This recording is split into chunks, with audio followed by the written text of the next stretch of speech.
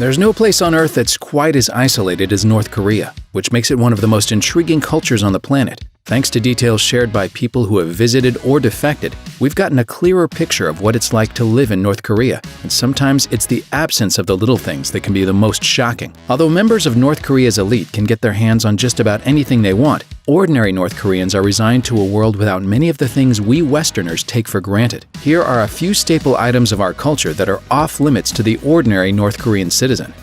Coca-Cola. There are only a scant few countries on Earth where Coca-Cola does not do business, and naturally, North Korea is one of them. Sanctions have made it impossible for the soda giant to infiltrate the Hermit Kingdom, but that doesn't mean the North Korean people don't have a taste for the real thing. You can buy any number of different Coke knockoffs in ordinary restaurants and grocery stores, and at least one of them sort of looks a little bit like a real Coke. According to the Telegraph, if you're a wealthy North Korean, a Chinese businessman, or a tourist, you can get your hands on it. But even then, you'll be reassured by the waitstaff that you're not drinking cola made by saber-rattling imperialists. No, it's Italian Coke made in Italy, whatever that is. Kim Jong-un's haircut. A few years ago, Kim Jong-un's haircut was actual fashion. Men all over the country wanted to look like their dear leader, so they had themselves cut to match. Now, despite a viral story that fooled plenty, the haircut was not in fact mandatory. People were doing it out of love. But alas, all that flattery by imitation started to annoy the supreme leader, so he's had the cut left off the list of state-approved haircuts, which is probably a good thing, since mirrors are still available in North Korean markets. Pop music. Music is a sensitive subject for Kim Jong-un. If it doesn't say nice things about him, or at the very least nice things about his departed ancestors, the regime, and the great land of North Korea, it's a capital crime. The regime recently had 12 musicians, including Jong-un's ex-girlfriend, publicly executed for such crimes as singing about stuff the dear leader doesn't approve of. The official reason for most of these sentences was that the crime was akin to pornography, but that hasn't stopped some music fans from forming an underground market for restricted listening material. There are even some reports that his ban has actively generated interest in old, prohibited songs. Starbucks. What could be more imperialist than a caramel macchiato from Starbucks? The coffee chain is definitely an American institution, which is why you won't find one in Pyongyang.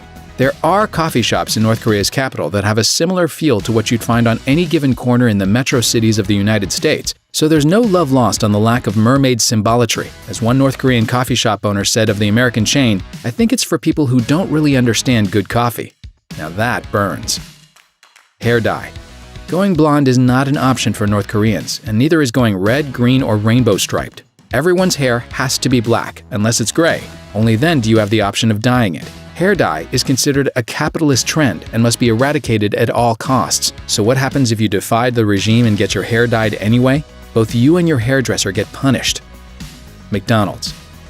North Koreans also can't get McDonald's, unless they're among the super rich who can afford to have their Happy Meals imported from China, of course. Otherwise, citizens have to thank their former leader, Kim Jong-il, for inventing the hamburger himself in 2009. Or so they're told. This is where that whole limited information thing comes in handy, guys. iPhones.